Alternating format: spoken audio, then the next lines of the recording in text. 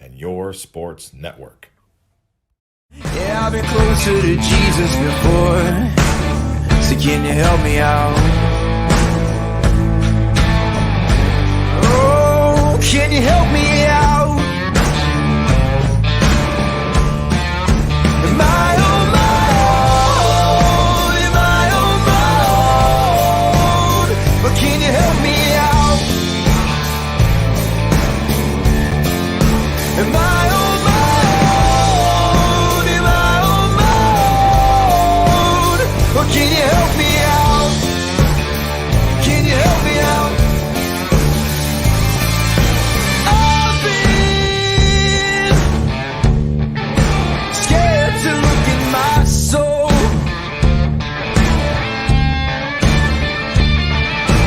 I've been afraid I would follow the road. Yeah, afraid of the things I've been told. Hello, everybody. Welcome inside a Thursday edition of Running Point, brought to you by our good friends over at Greenwood Chevrolet in Austintown, Anthony Hartwig and Mr. Ty Bartell, my sidecar. Today, as always, and Anthony Romo is going to be joining us right off the top of the show to talk about this Canfield-Hubbard matchup that we have brewing here pretty soon, tomorrow, actually.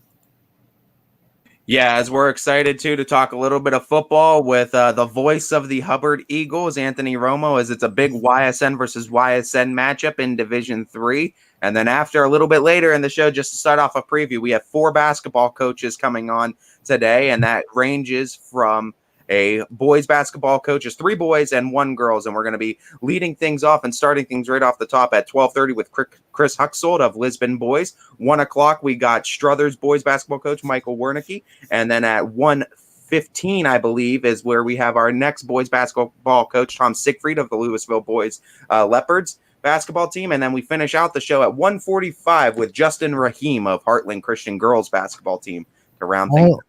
All of that coming up, and before we get, Anthony Romo's in the green room.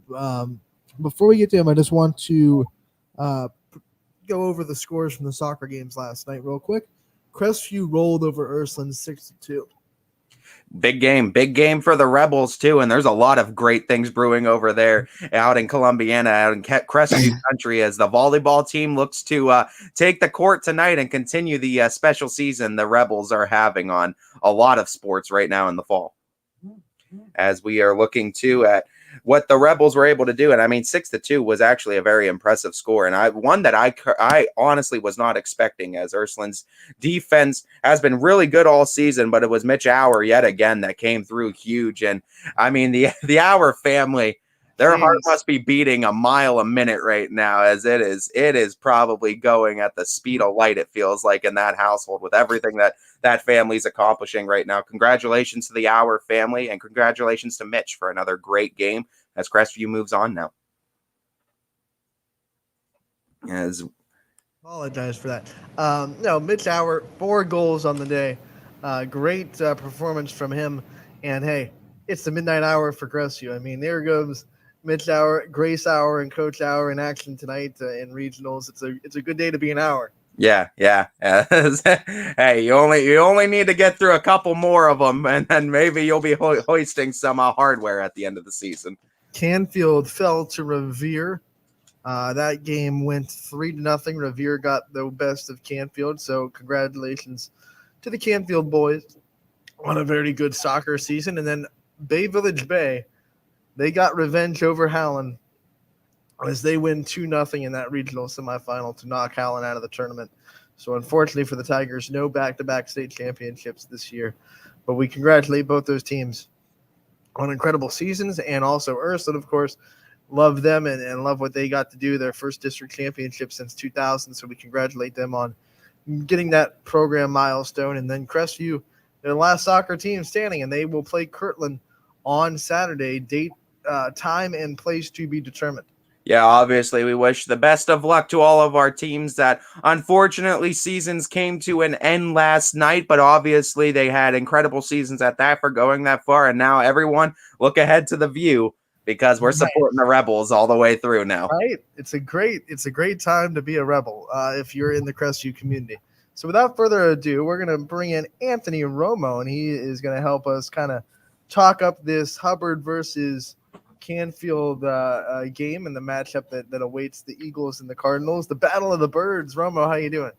I'm doing great. And just to go back on some of the soccer stuff you guys were talking about, it's just crazy that Crestview plays Kirtland next round. I mean, Kirtland, every single sport, they always run into some teams from the Valley. And then that Howland game too, I mean, that was a much anticipated rematch from last year's regional semifinal against Bay. Bay was number 1 team in the state. Howland was ranked like 3rd last year, I think. Obviously, we know Howland won that game last year because they won state, but another great matchup. I mean, that was neck and neck all the way through. Bay didn't get that second goal until like 3 minutes remaining in the second half. So it was anyone's game all the way through.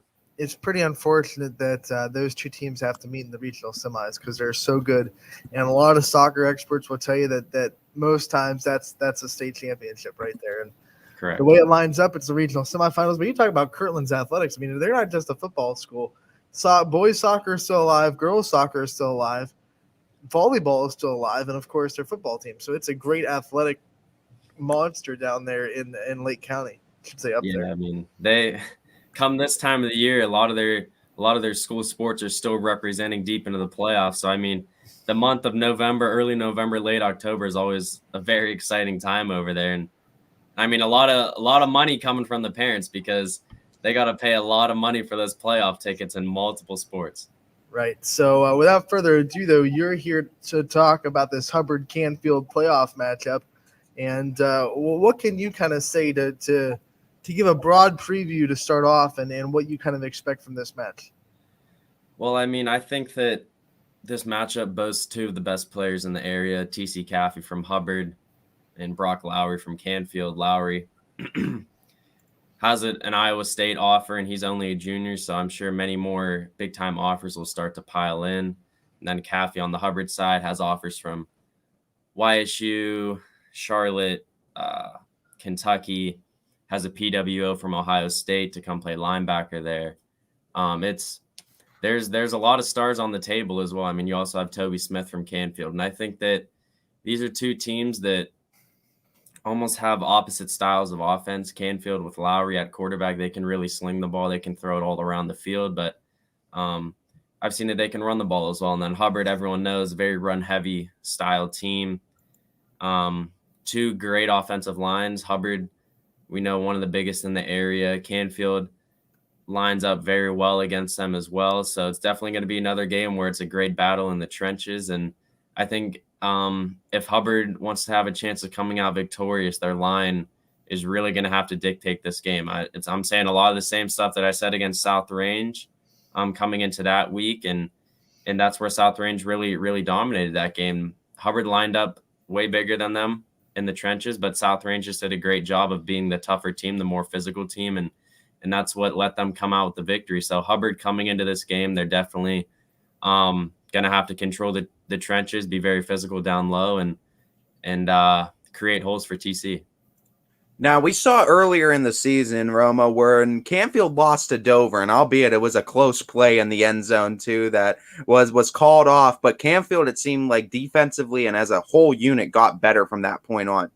What do you think, or do you think I should say, after this loss to South Range, it helps Hubbard focus up in this game? And do you think we're going to see some of those same mistakes that we saw in that game against South Range again against Canfield? No, I think that Hubbard really, I mean, they had to sharpen up a lot of their mistakes from the South Range game. Just last week, that new Philadelphia team, we know that year in, year out, they're a perennial playoff team in the state of Ohio. That was their 14th playoff appearance this year.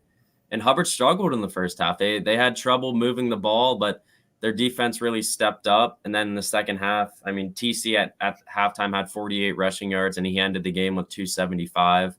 So that just shows what he's capable of in the second half. But I think that's something that Hubbard is really going to have to polish up on, which they've had trouble with all year long, is their discipline. They've had many unnecessary penalties, especially after the play has ended, and Canfield's they're going to thrive off of that. You don't want to give this Canfield offense too many opportunities because they have so many weapons on the offensive side, whether it's Mike Crawford, Brock Lowry, Paulo Papalia, Toby Smith, I mean, the skill positions, the skill weapons are endless over there for the Cardinals.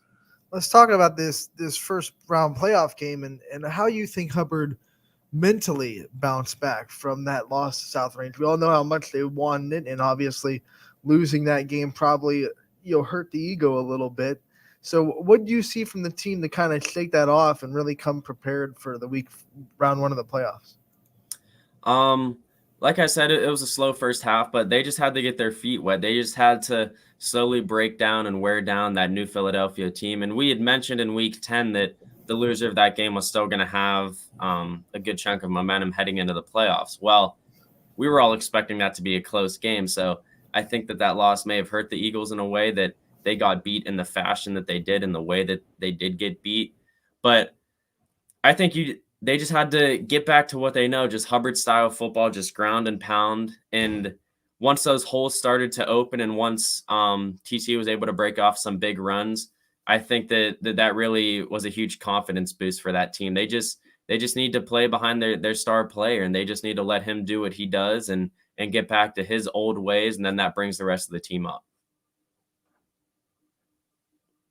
Looking at the teams too, and looking at the schedule, there's two games that obviously now are sticking out as games that Hubbard has faced a tough defense that Canfield has also faced, and that was obviously both Poland and now New Philadelphia, as both teams came away victorious against those teams.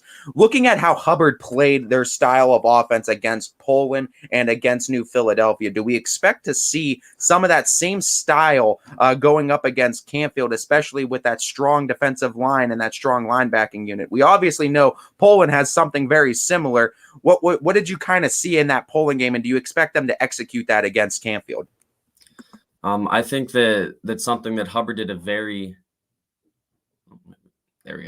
think something that Hubbard did a very good job of against Poland was expanding the field, hitting the outside.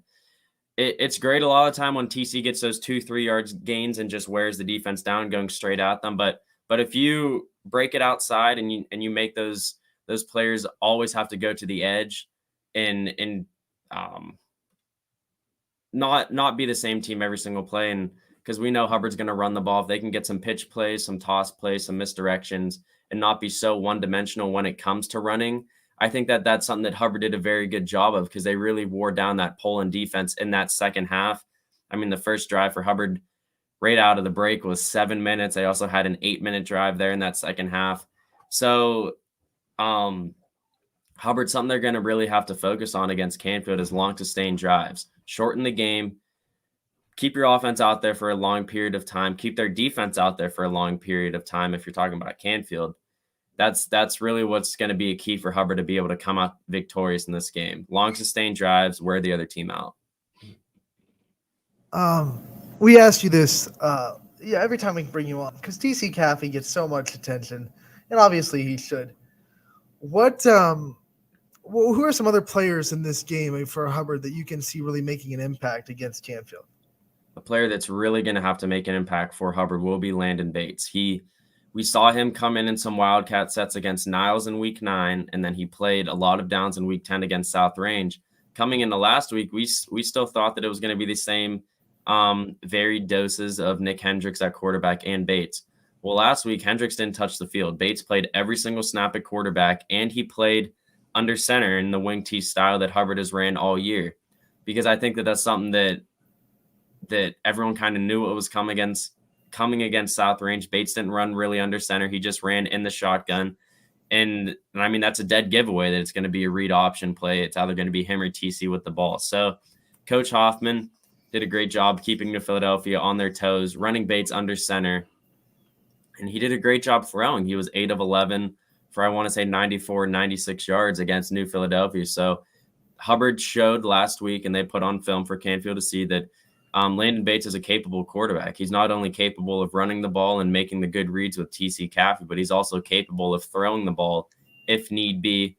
And he's only getting better as the weeks go on. I mean, Niles, his first game at quarterback was week 9. So it's technically his week 1. As we look into the comments over here, someone's asking us if we want to become famous. I think we're famous enough. We don't need to buy the players. YSN is a great company that's building on its own. But Landon Bates is definitely going to have to be a big factor if Hubbard wants to come out on top. And looking at this too, I mean, offensively, I think that Hubbard, if they're able to mix in that pass well enough, they can definitely hang in this game. I think the biggest question in this, though, is defensively. And obviously, you already hinted at Brock Lowry being a stud Iowa offering already for being a junior. What does Hubbard need to do defensively? I mean, obviously, you're not going to stop him, but how do you kind of contain him and make this a winnable game on defense? On the defensive side, Hubbard's definitely going to have to sharpen up their secondary. They've played pretty well as the year has gone on. They've played some pretty good quarterbacks, if it's Jack Fulton or Ashton O'Brien from Cardinal Mooney. But last week against New Philadelphia, the Quakers scored 20 points. 14 of those points were on very long touchdown passes, which were technically just jump balls to Oren Martin, who's a very good wideout for them. He was only standing at 6'2", but I mean, he just went up on both of those touchdowns in the second half and just mossed, if you know football term, mossed our secondary, and we left very, very wide open spaces. Some big holes in our defense that New Philadelphia, they had some bad throws. There were some tough conditions last Friday night, but if those throws were on the money, that would have been a way different game. So Hubbard's definitely gonna have to sharpen up their secondary and sharpen up their passing game, especially in medium and deep passes. You can do a great job on short passes of just keeping the offense in front of you and just bringing hats to the ball, but when Lowry comes to airing it out, medium and deep passes, 15, 20 yards down the field, we're definitely going to have to play some tight defense, and not let much what's the word I'm looking for? Not let too many gaps form in the defense. You know, I think everyone in Hubbard wants to know, since this game is at Canfield, and unfortunately for Hubbard fans, it won't be you and Jamie on the call. Richie's going to have it. We will be on the call. You will be on the call. Me, Jamie, and Gary. Richie has a volleyball game at YSU tomorrow. I am out of the loop. There you go. Okay. I stand corrected. So I'm not gonna ask what you guys are gonna be doing for this game. How excited are you then to be on the call and kind of go into enemy territory and be able to call a game from an away side? I am actually very excited because I don't know if we are doing the same thing as last week, but I did see last week with the introduction of the sideline reporter within Mike Ackelson. I mean, that worked out so well for them last week, and I was amazed with how clean it looked. There was no muffling or anything, and it was just a great job done. So I'm excited to possibly be able to have Mike with us tomorrow night, and I'm also excited just to. I always like going to new places and experiencing their press boxes.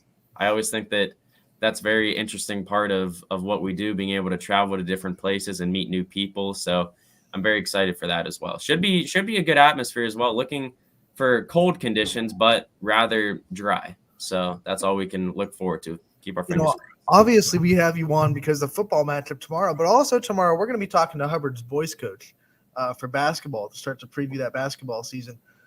You know, you're around the basketball program almost as much as you're around the football program. From your perspective, what are some prospects to this team this year, and how do you think they're going to look? They lost a lot last year, I must say. They did lose some good seniors. They lost at least 3 almost everyday starters in Ryan Laird, Andrew Frank, who actually both run track and field now at Youngstown State, and then Anthony Gagliardi, who plays soccer at Slippery Rock. He's started every game for them as a freshman at a very good Division II school. Coming back, Riley Heckert. He's definitely their biggest scoring threat on the team. He's one of those kids that can shoot from anywhere on the court. He made a lot of threes last year. A lot of the offense ran through Heckert. So Coach Bornemus has to be very happy that he is returning. And also you can look at Caden Lowe, one of the most athletic players, one of the most athletic students in the Hubbard school system. I mean, he can jump with anyone in the gym. He had a couple in-game dunks last year.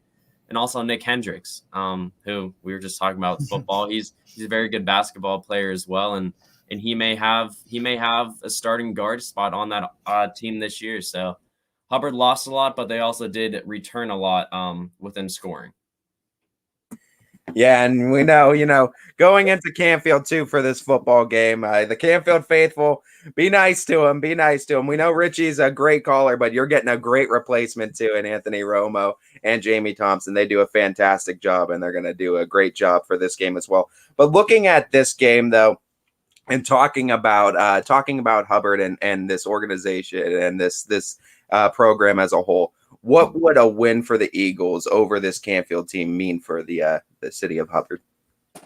Oh, it would be absolutely huge, because this is another game like South Range that Jamie and I can show all the confidence that we have in the Eagles, but outside of us, Hubbard's an underdog coming into this game. So it would be a huge confidence boost and momentum boost going into next week. You're the winner of this game is going to have to play an absolute juggernaut. And I'm guessing Chardon. I'm not going to guarantee a win for Chardon, but they play Streetsboro this week. A very, very good defending state champion in Chardon. But Hubbard does actually lead the all-time series coming into this game. Hubbard is 15-7-1 against Canfield. They've won at least the last two matchups. Those are when the last time these two teams played was 2014, LJ Scott's senior year. It was week 10, and Hubbard won that game in blowout fashion. But Canfield was a way different team then. Those are some of the down years of the program. But these are two perennial powers, I would say, in the Valley. These are two teams that year in, year out are always making noise come playoff time. So there's definitely a lot of history riding on this game, I'd say. Romo, this wasn't planned, but I do consider it a little bit of payback for week 10. So it's okay. We still have to get that jersey sometime. Is it still at the studio? DK took it, so he could have gotten it to you. He said he was going to see you on. I think DJ has it. Oh, okay. Well, I'll see him another time soon here. So, it's definitely going to be a big matchup tomorrow night, and it's definitely a very intriguing matchup. With the schools being Canfield and Hubbard facing off, two of the best players in the Valley within Caffey and Lowry. And it should be a show. Yeah, you and Jamie are going to be on the call Friday night, 7:00, pay-per-view for playoff not $7.99. $9.99 gets you access to that game and every game on the network that evening. Make sure to get your pre-sale tickets tonight. You can do that before the game. That way you're not rushing to figure everything out before kickoff. So the virtual tickets go on sale today for Hubbard and Canfield and every game tomorrow night. So make sure you get there and get those purchased so you're squared away for kickoff tomorrow night at 7:00.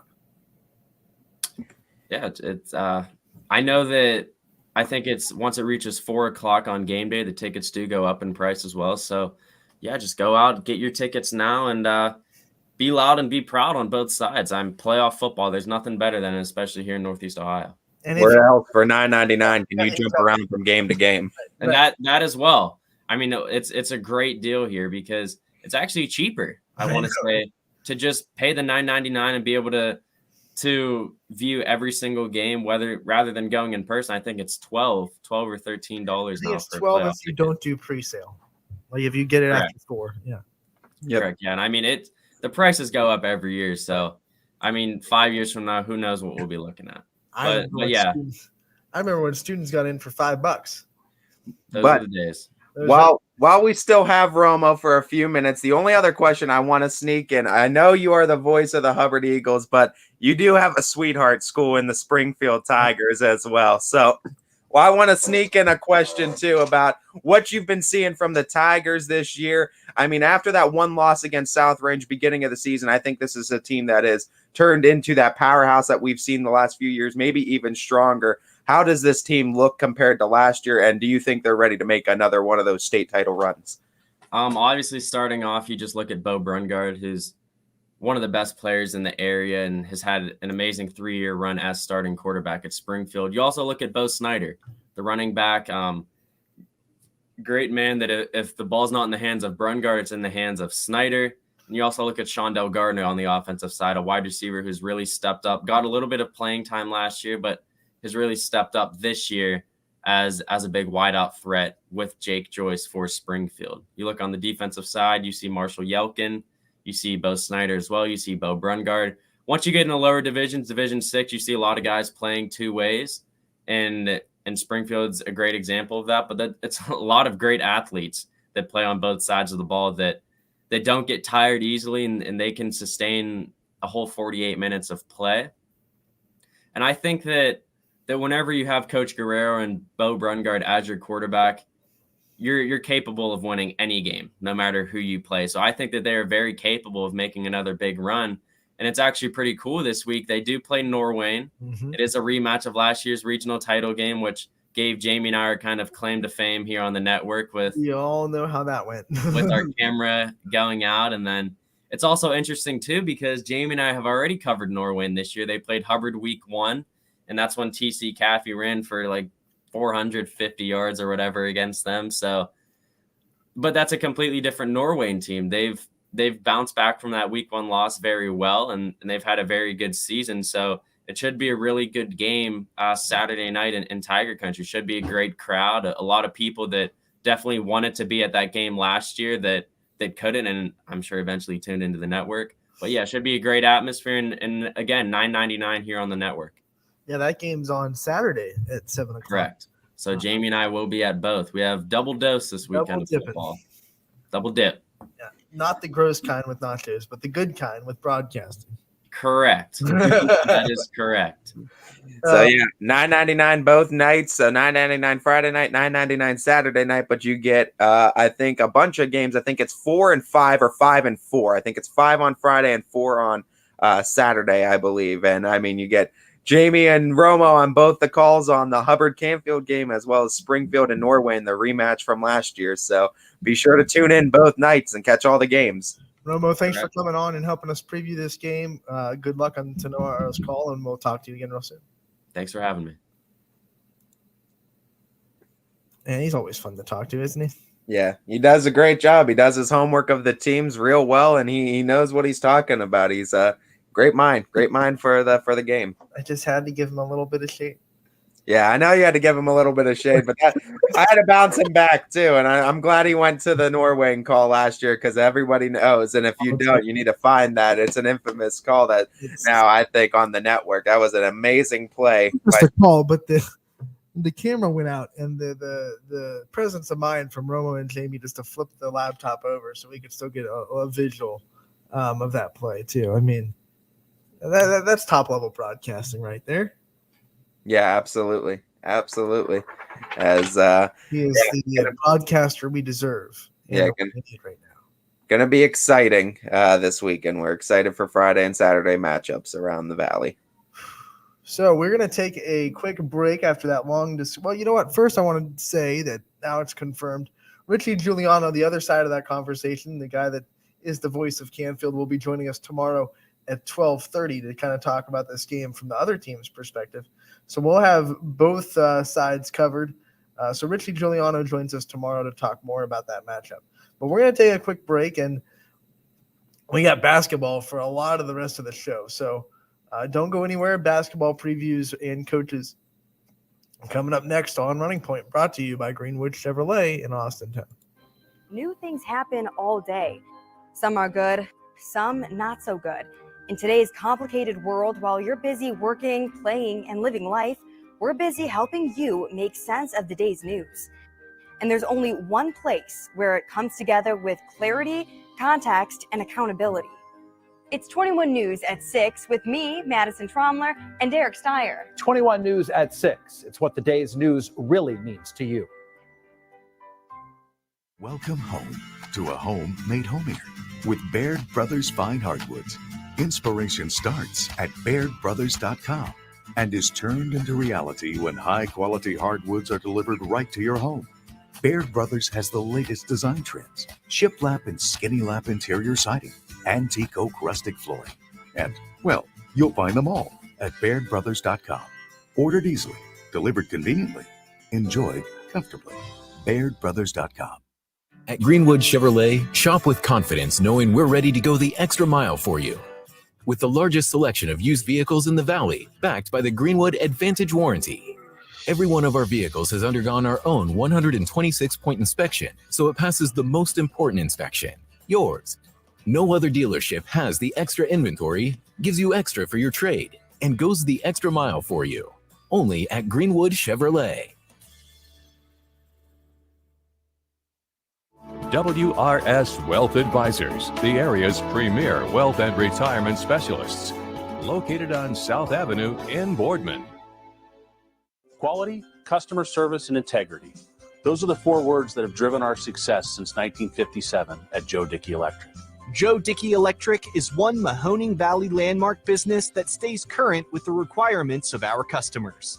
Family owned and managed, we are an electrical contractor and energy solutions provider. Every member of our team adds to his or her skill set through ongoing training. Residential, commercial, industrial, automotive, and more. We keep ahead of the needs of our customers with a fleet of more than 50 vehicles and 24/7 emergency service, so you're never left in the dark. When looking for home design inspiration, don't just be inspired, be Baird inspired. Whether new or remodeling, Baird Brothers has the latest trends like shiplap to refresh your home. Go from inspiration to installation with our wide selection of in-stock American hardwoods. From the rustic charm of antique oak to the warmth of traditional cherry, Baird Brothers has what you need to make your home inspiring. Baird Brothers, our family's heritage, your family's home. For a great vehicle and a great experience, come to Boardman Mitsubishi today. As always, our full lineup of Mitsubishi models comes with a standard 10-year, 100,000-mile powertrain warranty. Boardman Mitsubishi, your hometown Mitsubishi dealer since 1999. Coca's Pizza, always supporting our community and our local athletes. Stop in on game day or score big and have it delivered right to your door. Check out our daily specials at cocaspizza.com. That's Coca's Pizza, we serve it hot. At Hubbard Chevrolet, Hubbard can help you with the financing you need, regardless of your situation. I'm Tony Page, and I've helped thousands of customers in Northeast Ohio and Western Pennsylvania buy a vehicle. Visit HubbardChevy.com to get pre-approved. Remember, folks, Hubbard can help.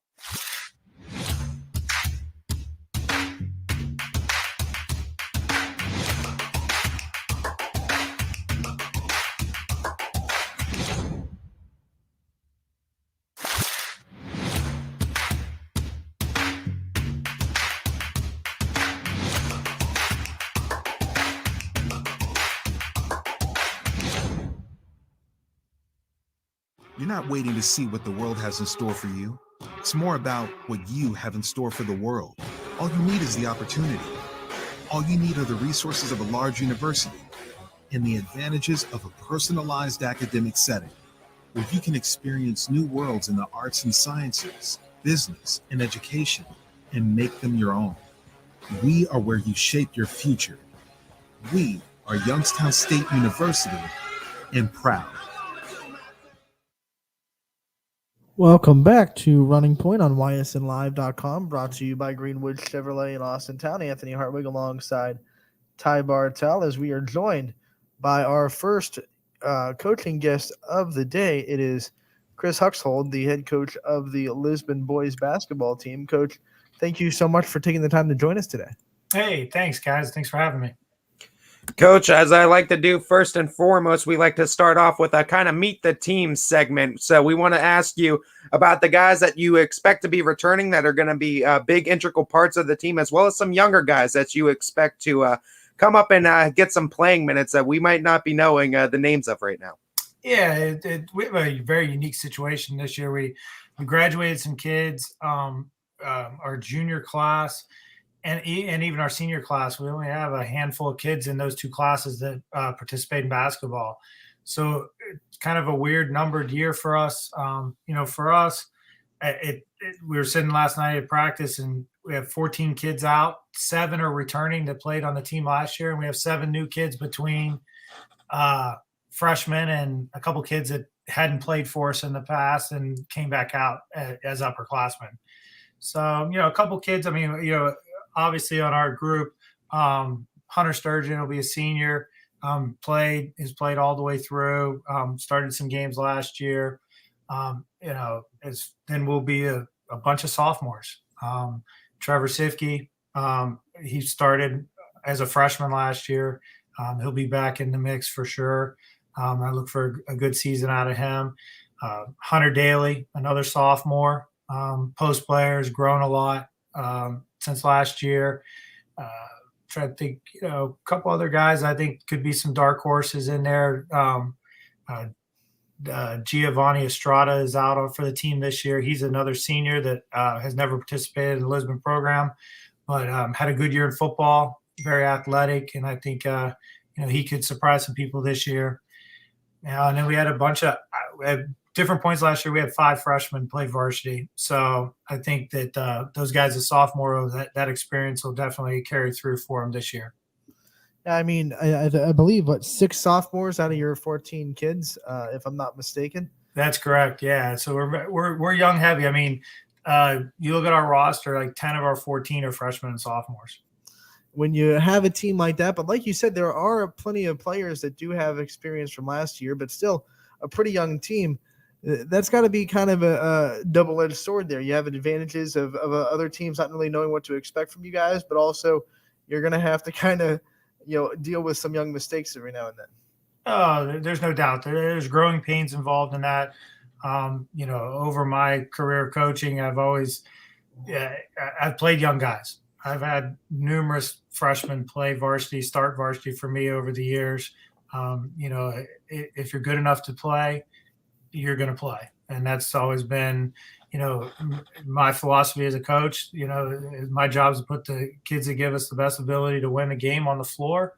And, regardless of your age, and at times last year those freshmen were those guys, and, they mixed well with the upperclassmen. And in the game of basketball, sometimes you can get by not being a 17-year-old mature young man. You can get by and still play the sport. It's not, not as physical as a football or a sport like that. So, I think that these guys, they won through junior high. They have some upperclassmen that respect them, and they really work well together as a group. Coach, I mean, knowing that you play the young guys too, and coaching, it provides that freshman to sophomore year is usually a big area for growth in basketball, as well as the sophomore to junior year is another huge area for growth. So the sophomores coming into this season, what have you been most impressed of, what they've grown on over the offseason and over the work over the course of the summer? A little bit of maturity, to be honest with you. I mean, they're still immature. They're still 15, 16-year-old boys that, giggle and laugh about dumb things. But just some basketball knowledge as we go through and we're practice. And last year they were just sitting there with their eyes big and they're confused and everything's going so fast. And the game slowed down a little bit. I see them grabbing some of the freshmen and showing them little nuances of a drill or a play and things like that. That last year they were that young, dumb freshman that didn't know what to do. And I always say that each year you play the sports, you get better. The game slows down, you get smarter. And for most kids, the game, you're better as a 18, 19-year-old freshman or sophomore in college than you were as a junior or senior in high school. You just become smarter and you understand the game more and you see it at a different speed. These guys are a little advanced in that world, and I think that, as sophomores, they'll be okay. I mean, most of them played a ton of varsity and football, so they're not going to get scared of the limelight of a Friday night game or anything like that. But we'll have some games where we're going to look unbelievable. We're going to have some games where we just look like we shouldn't even be out there. You look at this EOAC that you're in, and a lot of teams are in kind of the same boat you're in with a young roster, guys that maybe had a little bit of varsity experience last year that they're bringing up. When you look at the conference, what kind of things stick out to you, and who are the teams that you think are going to be fighting for that top spot? I think it's kind of a weird year. There's a lot. It seems like there should be a lot of parity.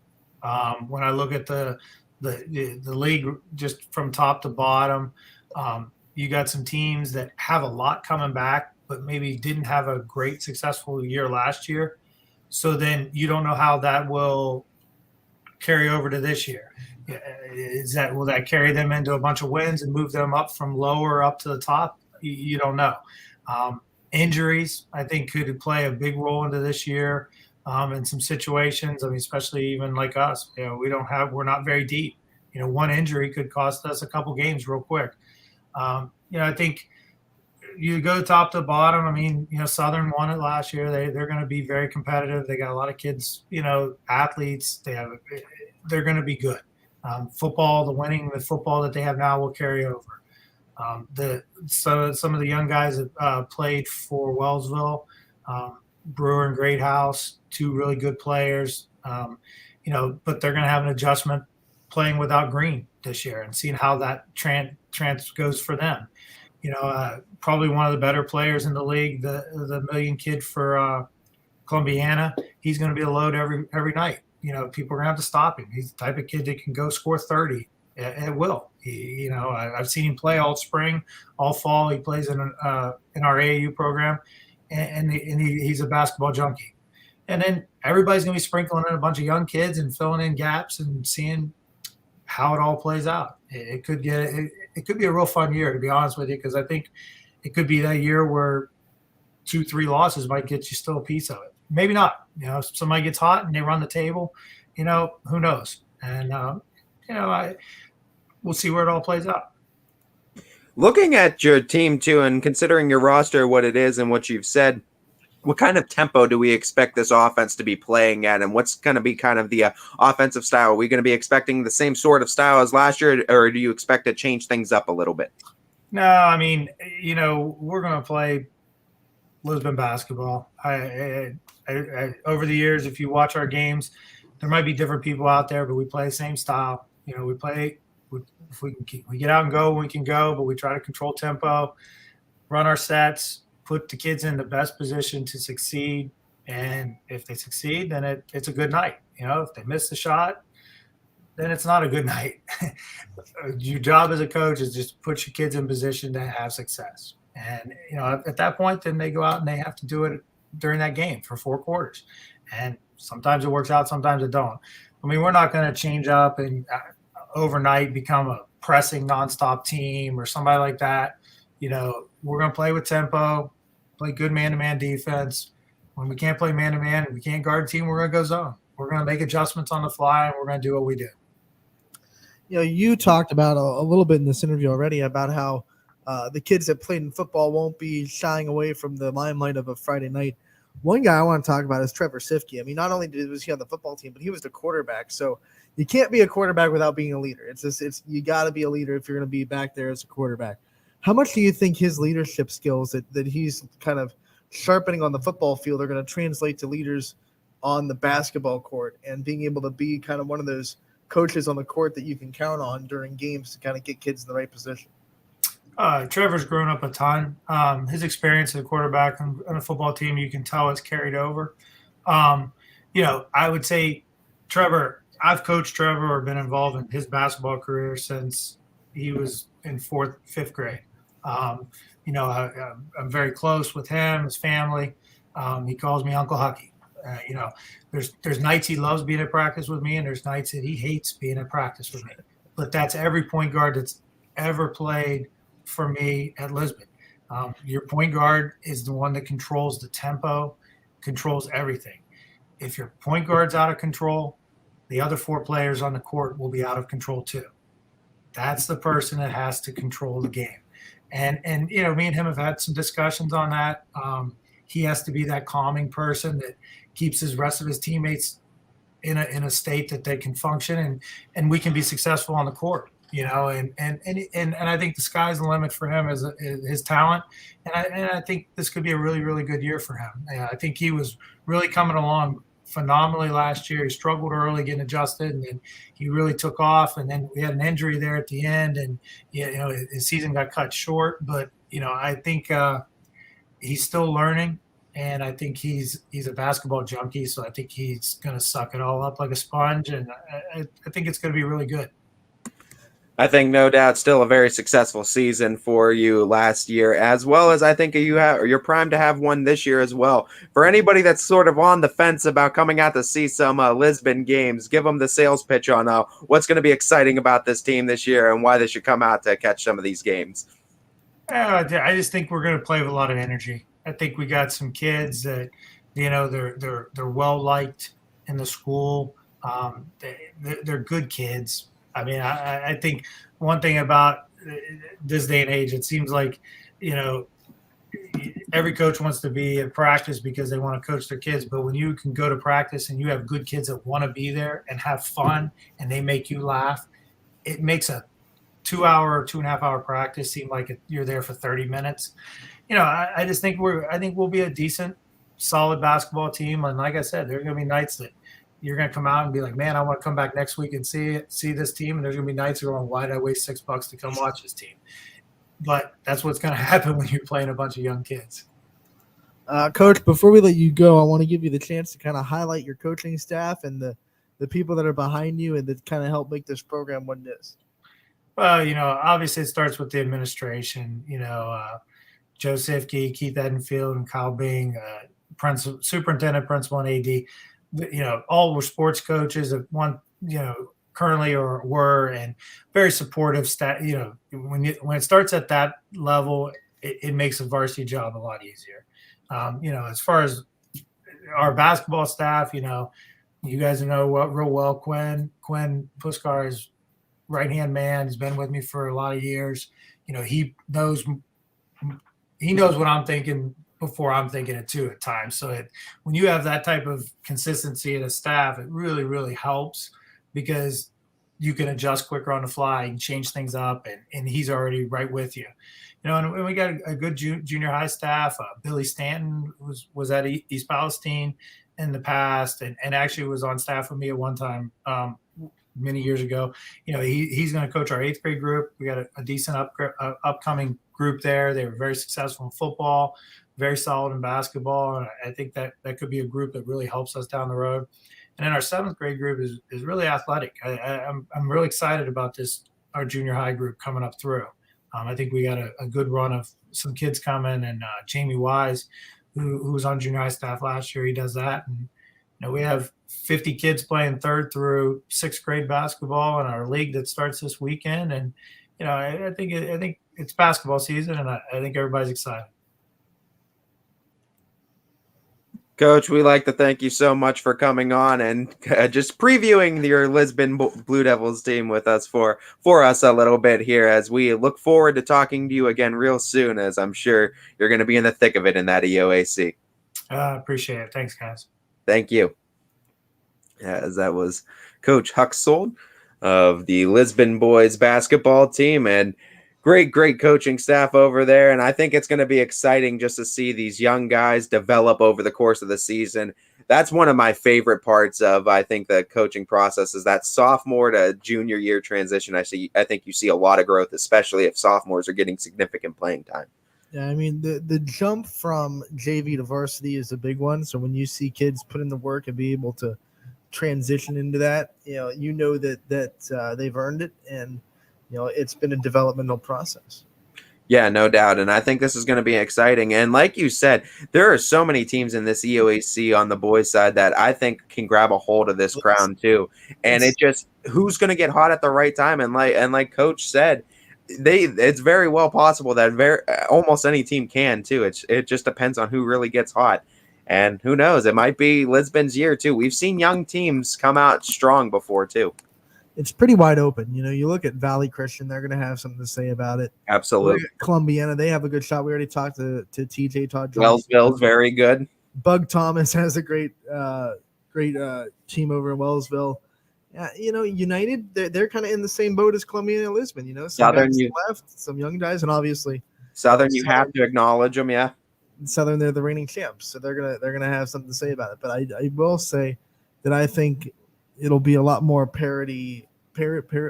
What's that grammatical form of parity when you're using? There's gonna be a lot more parity than maybe last year. Yeah, I think it's going to be a very interesting season. I think it's going to be exciting. We're going to find out real quick because basketball season is right on the horizon. November 19th starts our girls' games, and then I believe a week later, the day after Thanksgiving, boys' teams start getting going. So 15 days, just a little over 2 weeks away from basketball. YSU women starting 5 days. I mean, the men aren't far behind. Man, it's so close. Yep. Basketball's coming up. It's coming up.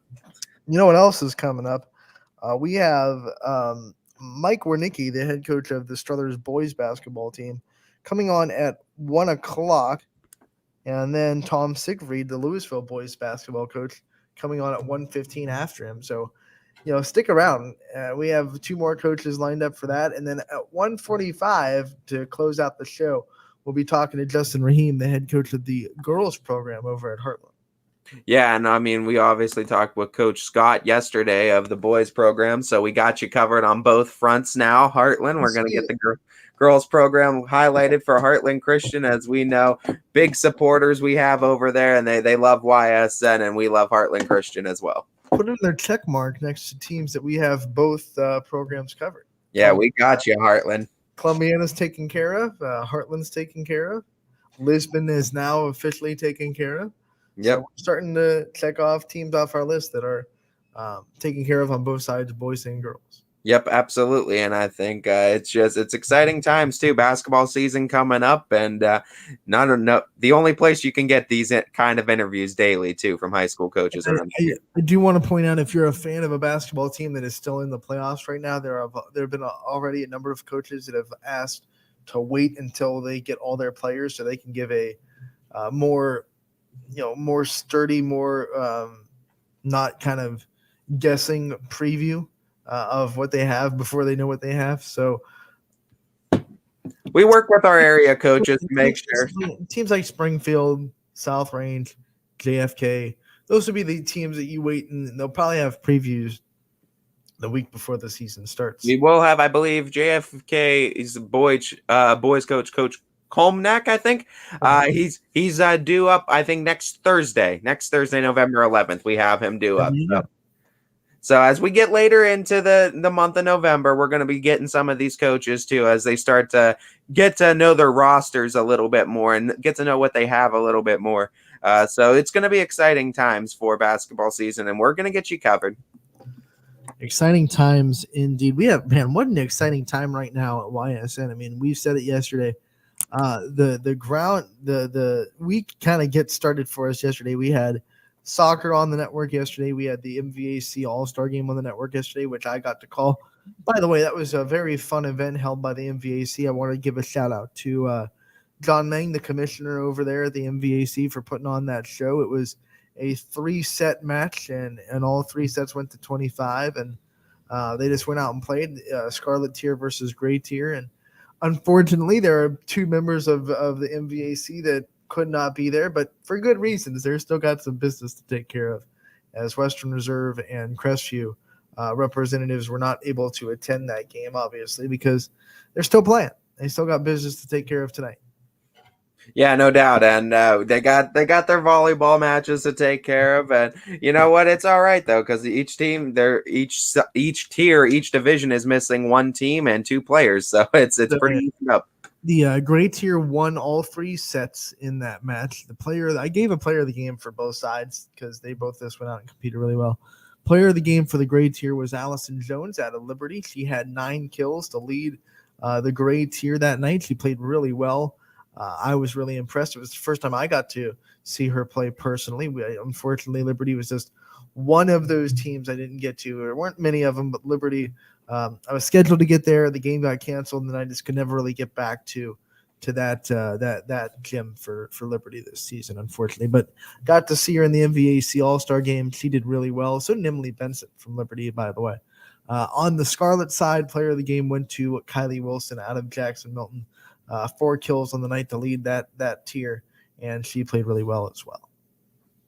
Yeah, as that must have been an exciting game too to be at, and just be atmosphere-wise to see so much talent on one court. It was, and then also to be a Camel for the first time to broadcast. Not the first time I've been in that gym, but the first time to broadcast a game at Camel. It's a great place to call, especially volleyball, because they set you up right on that stage, and you're right behind the action. And I think that's the best place to see a volleyball game, is right behind it, because then you really get a good respect of how that ball moves, especially off the serve, that you don't really get when you're on the side. So I loved being able to broadcast, in a space that was directly behind the action, that wasn't in danger because it was high enough elevated that I did not get hit by any balls. Thank the maker. So it was fun. It was a great place. And that floor, by the way, stunning. A new floor in Camel. Yeah, I'm sure it is too. I have yet to see it, but I'm sure it is beautiful too. I know they've been working on it. And you got to get to Camel. Camel's a good place. Yeah, I need to, and it might be somewhere I stop on my my tours this It's season. got a real it's got a stadium feel because it's dropped down from the stands level. So that there are like 3 or 4 rows of stands on the floor, like the conventional hard plastic stands that you see in almost every gym now. But then there are chairback seats that are kind of elevated off the floor at ground level. So it's got like almost a stadium feel. Like the floor is down a level and you're kind of on top of it.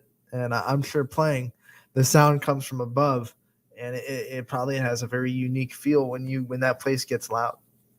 Yeah, I'm gonna have to come out and check it out sometime this season. Maybe I'll make a stop over at Camel Memorial. By the way, we were talking murals yesterday. The mural in Camel is very colorful and very bright, and it's top notch. I'm gonna give it a solid B+ grade for the mural over at Camel. I forgot about it because I hadn't been there in so long, but it's a very cool mural over there in Camel. We're giving out grades now. Like, we're drafting prospects. Out grades. B+ mural. B+ mural. And I'm looking for an A+ basketball team on both sides. I'm kind of stingy. It's hard to get an A+ in murals. So yeah, I'm a stingy grader. So B+ is very impressive. As we've talked with Coach Canarino from Camel too. So we've had a little bit of a preview for Camel, and we know that boys program is going to be very exciting this year. I think it should be. There's no reason it can't. And that MVAC entirety, especially the grade tier, is just going to be rocking on the boys' side. You got Camel in there. Garfield's coming to town. Crestvie's going to have a good boys program. Brookfield, LeBray. It's a who's who of talent down there in the MVAC. Yeah, no doubt at all. And even I want to talk about Champion a little bit, because Champion last year started out the season rough. Like they were, and then all of a sudden they went on. I believe they won like 12 of their last 13 and made a run at trying to get to the top spot. They obviously they didn't win the conference, but they were right there, and they really put themselves together. So they're going to try to use that momentum to be one of those teams talked about in the MVAC as well. And then obviously the reigning champs in Newton Falls. We've talked with Simbach yesterday. Yep, absolutely. We've been jumping around the MVAC. As coming up here shortly at 1:00, we're going to be jumping into the NE8 a little bit with a team that was pretty darn good last year in the Struthers Boys Wildcats. I'd say so. I'd say so. I mean, pretty dynamic team. Got all the way up to Akron, St. Vincent, St. Mary. Unfortunately, they ran into Akron, St. LeBron. Yeah, but no, they had still a very, very successful season, no doubt. And I don't think anybody will doubt that last year was something very special. Trey Metzka, though, obviously going to be one guy that's missing, but we're still going to be talking about a lot of those guys on that boys team and what Coach Wernicke has this season. It's going to be exciting times over there in Wildcat country. And it's going to be our second preview of boys in the 8 basketball action. If I'm not mistaken, we did Poland. I believe that's all we've done on the boys' side of the NE8 so far. But we have Hubbard tomorrow. So by the end of the week, we're going to have 3 out of 8 NE8 boys teams covered for you. Yeah, absolutely. As we like to keep diving in further. And on the girls' side, I know we've gotten some NE8 action as well. Coach Fish was on there. South Range. And yep. Poland's going to be an off-air interview tomorrow that will debut on Wednesday. We're going to be recording it on Tuesday night and then debuting on Wednesday. So Nick Blanche will be on the program next Wednesday, so stay tuned to that too. Yeah, absolutely. We're going to be excited too as we go deeper into basketball previews. Swan dive. Yep. To basketball. And you know what? We're not forgetting about wrestling. Don't think we are. We're working on it very hard. Yep. Absolutely. We're gonna try to have what we call Wrestling Wednesdays. That's what's gonna try to develop into, and we're trying to get like one expert that can come on every Wednesday, and then obviously trickle in coaches into that segment as well. Yep, no doubt, as we're going to look forward to trying to get something put together for that. If you happen to be a wrestling expert, not WWE wrestling, but, real wrestling where, you actually hit each other. Well, actually, you don't even hit each other. You actually pin each other. If you're an expert on that, then, reach out to us. We'd love to have you on. Hey, Look who's coming on. It's going to be running right into our next basketball preview. It's going to be Michael Wernicke, the head coach of the Struthers Wildcats. He's going to be joining us right now on Running Point. Coach, thank you so much for taking the time to join us. Thanks for having me. How you guys doing?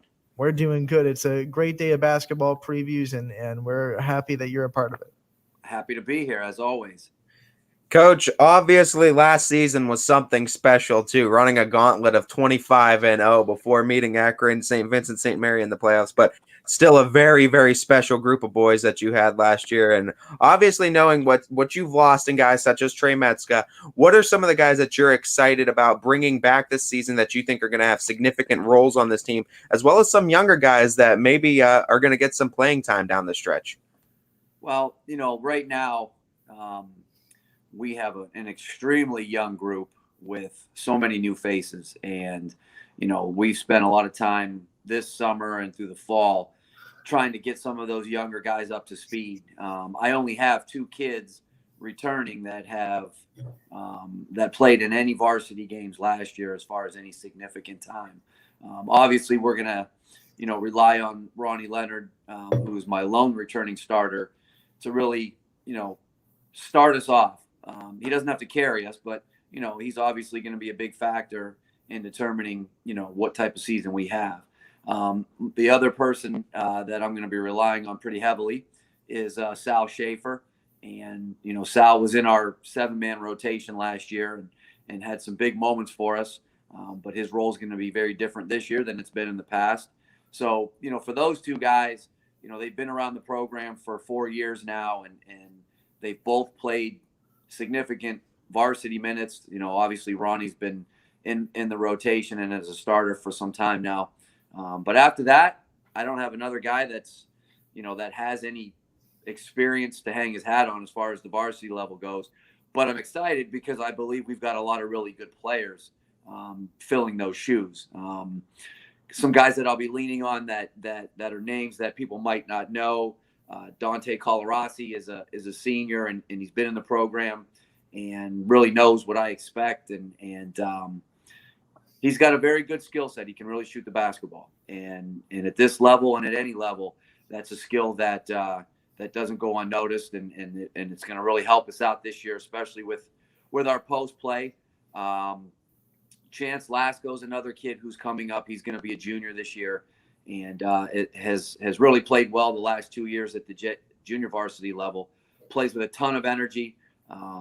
He's got a lot to learn, but he has the potential to be a very good player this year and moving forward.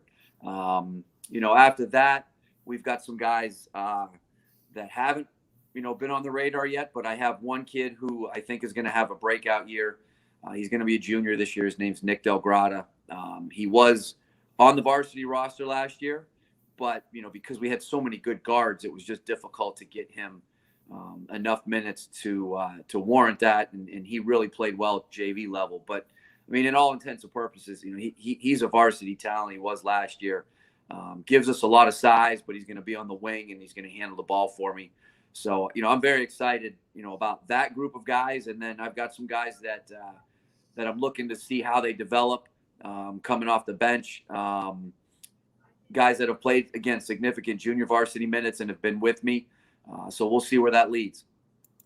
With some young, inexperienced teams, they can fall into traps of kind of going through the motions or trying to just kind of get through and develop during the season. But with you guys and the success you had last year, how much do you see that drive? How much do you see that give your team that drive to try to continue that and try to uphold the tradition that you guys have kind of put in place as a program? That's got to be something that kind of lights the fire under some inexperienced kids. No, that's a great point. Tradition, I don't know if I've been here long enough to establish a tradition. I think, we've had some very good success the last 2 years, but, this group, the first time we got together in early June, we really, I made it known, last year was over. As a matter of fact, it didn't take me long to get past last year after the St. V's game and start looking ahead to this year. Every team is very different from year to year, no matter how many returning players you have. And we talk about that a lot, early on. This group has to carve out its own identity. And what you hope is that the returning guys that are stepping into roles that are unfamiliar to them have that same, that same drive that the group before them did, but also understanding that, this is their opportunity to place their stamp in Struthers basketball and make their mark. This is their group, and I'm excited to see, what this group becomes, because as of today, I don't know what we're going to be yet. I think we're going to be good, but I don't know. And it's going to take a long time, to figure that out. But this group is hungry. These guys have all been around the program. Our JVs and varsity practice together. So, when I say junior varsity kids, like these are kids that are with me every day. And they were with this group last year. So, they might not have been on the floor, but they got a taste the past couple of years of some of the success that we've been fortunate enough to have. And I think these guys are excited to make their own mark and put that on themselves and see where it takes them. So, they've worked very hard, and, we will not use our inexperience as an excuse in any way, shape, or form. To be honest with you, don't have time for it. And listen, at this level, these guys have been with me. If they don't know what I expect by this point, even though they don't have varsity minutes, then, it's not going to happen for them. And this group, they understand. So they're going to be okay.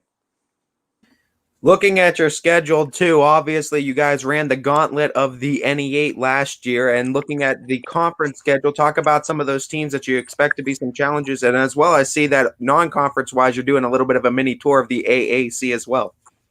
Well, for us, the Northeast 8 is always good. There's never a down year in the league. Some programs might be at different phases. Maybe you could say that about us this year, but Poland's going to be good every year. And regardless, that's going to be two very, very difficult games for us. Same thing with South Range. Even though they have a new coach this year, that program is built on toughness, and I don't see that changing. They've really been a group that's really pushed us every year. Jefferson is I think getting to the culmination of a group that's been with them for 4 years. They might be the most talented team in the league this year. So that's going to create problems unto itself, and it's never an easy road trip up there. Other schools in the league, I think, Girard is a team that's really going to be I don't want to say a surprise. They really got hurt last year being a Trumbull County school with all the time that they missed because of COVID and the restrictions from the county. But they've got a lot of talented players, and they have a player in Thomas Cordero who can win a game for you. And when you have a senior like that, or actually he might be a junior this year, but when you have a player that's that good, that can win a game for you, then you're always a threat to win. But he's got a lot of nice pieces around him. And I think Girard is a team that's going to challenge for the championship this year. Niles is always very well coached. And, if anybody's ever seen us play Niles, those games are nail biters every year. And Hubbard, Coach Bornemus does a great job there. He's been thin with his roster, but I thought last year they really took a big step forward. And I think they're going to do the same this year. Lakeview's kind of an unknown to me. A lot of it depends on the style of play. They've always been very good in this league and at the top. And with the coaching change, I'll be interested to see what they look like. But he's got some varsity guys that have played a lot of minutes returning. So, I don't know that I've left anybody out, but, I'm not sure where we fit in the league. But I know the league is going to be really tough. Now, our non-conference schedule, we've got some pretty good schools coming in here. We play Warren Harding at home. We've got Cleveland St. Joe's, Villa Angelo St. Joseph's at home. We have Hudson from the Cleveland area at home. We've got Mooney. So, I feel like we've got a very, obviously McDonald again this year, who's always really well coached by Coach Francischelli. And, so we're going to be tested early and often with our non-conference schedule. And hopefully, it's not too much for us, but I think it'll prepare us as we wind down the season. I got to ask about being able to play in this field house, the historic field house at Struthers, and what that's like, what kind of privilege it is to go into practice every day in it. And, I think you get a lot of these non-conference teams coming into Struthers because they kind of want to play in this Struthers Fieldhouse. And I know a lot of area teams want to get in there to try to prepare for a tournament game that they might get into. So talk about what it's like to play in there and what a privilege it is to kind of call that Fieldhouse your home. No, it's one of the things that is, it means a lot to me as a coach. I'm an old school guy when it comes to facilities like that. I grew up in facilities like that, and that, I know now everybody wants new facilities and all the bells and whistles, but there's a comfort level that we have with playing in the field house, and at the high school level, I think, like you hit the nail on the head. A lot of schools like to, get an opportunity to be on that floor, and especially tournament teams that could possibly be playing, in the field house down the road. So it is a neat place. I mean, my job is to put a good product on the floor and help us, put as many people in the stands as possible. I'm excited about this year.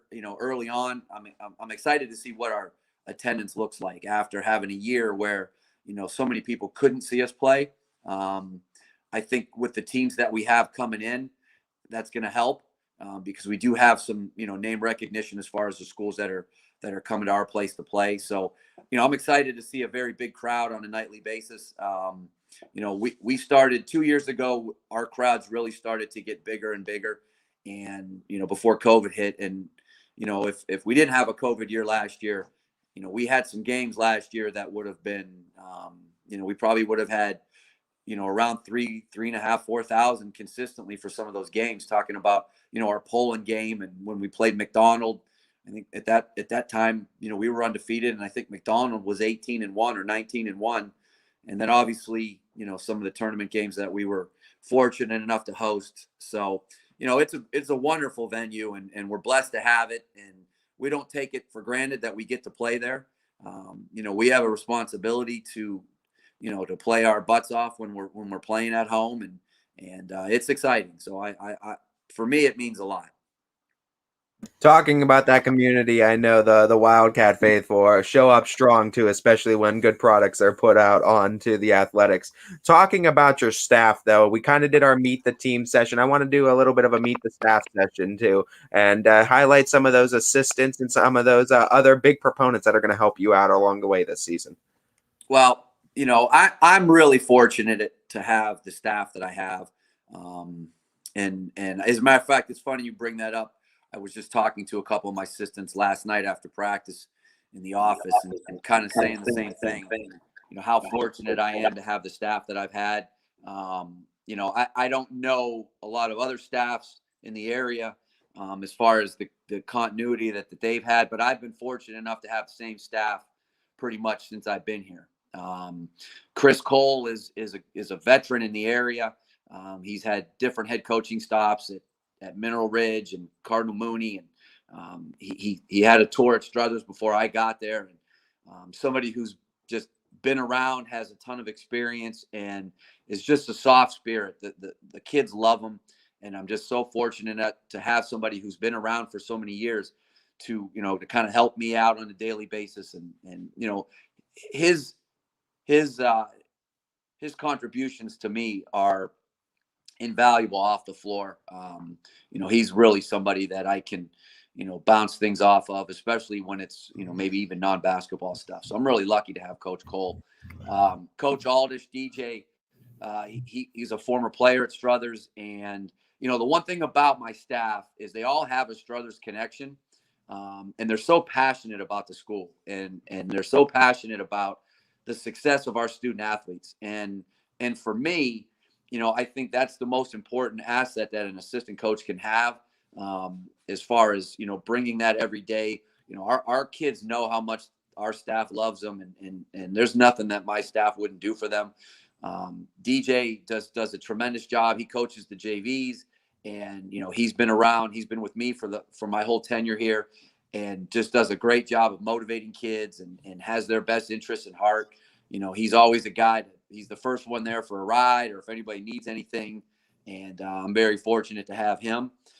Jason Pangio is my freshman coach, but he's also all of my other head coaches, meaning JV freshmen, are all guys that are considered varsity assistants as well. And they're, in addition to coaching their own teams, they're with me every single day, which, again, makes it makes it wonderful. Coach Pangio is a great basketball mind. And again, another former Struthers basketball player and somebody who, really, there's nothing more important to him than the success of our program. I mean, he is all in with the community, and it's a wonderful thing. The other thing, we added another assistant coach this year who actually teaches in the building, Brian Garcar. He's the head soccer coach at Poland, and they just came off of an unbelievable year. And he's a tremendous head coach at the soccer level, but he's been on Coach Grisdale's staff for many years. And he's been a tremendous asset in the short time that I've had him so far. And he brings a wealth of experience from two different fronts. Being able to be around Coach Grisdale's staff and all of the success and the legend that Coach Grisdale is, anything that that he can bring over to me is going to be a benefit. And then somebody who's had success in a crossover sport as a head coach is again another invaluable tool for me.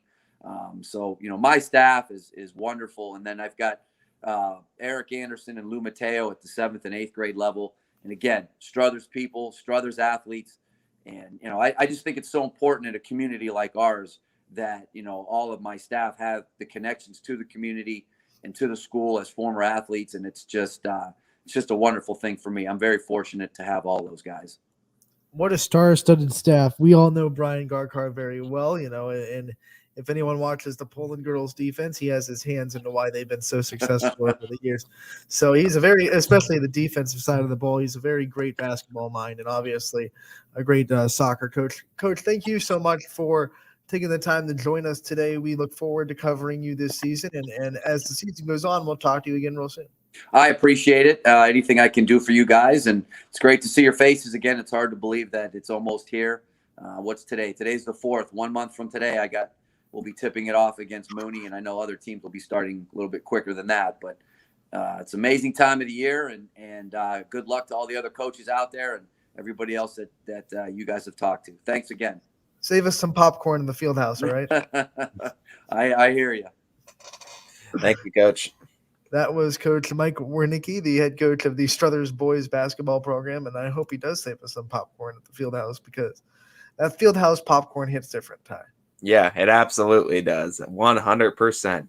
We go from the Coach Wernicke to Coach Tom Siegfried of the Lewisville boys basketball. You go from the popcorn that hits different to the team that's built different, and what we're looking at is a team and a coach that I don't think needs any introduction. Coach Siegfried, winningest coach all time, 184 wins at Lewisville.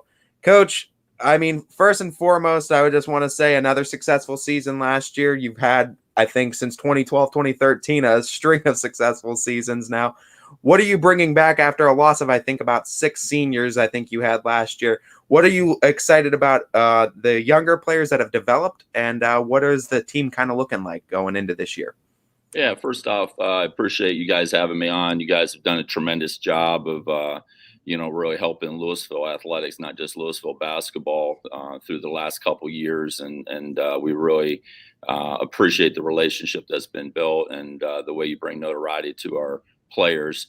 We're bringing a lot back, believe it or not. Might say you lose 6 seniors and, might be a rebuild or whatnot. But one thing we've been able to do here in this program is, really build, and lean on seniors, but also build with young guys getting critical time while they're here. So we're bringing back an Ohio player and junior, Will Jancic from last year.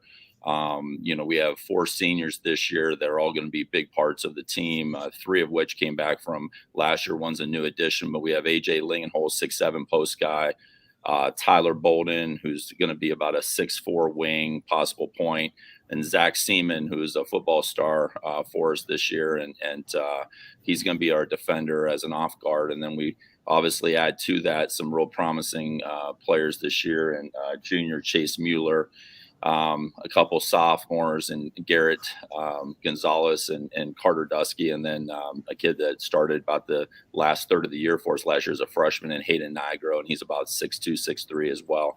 So we have a lot of upside this year. Our schedule's packed, and we're just really excited to get started. We got the likes of Jackson, McKinley, Massillon, Lake, Hoover, going right down the list. So we're excited. We know the challenges are there, and we're looking forward to another good year in Lewisville basketball.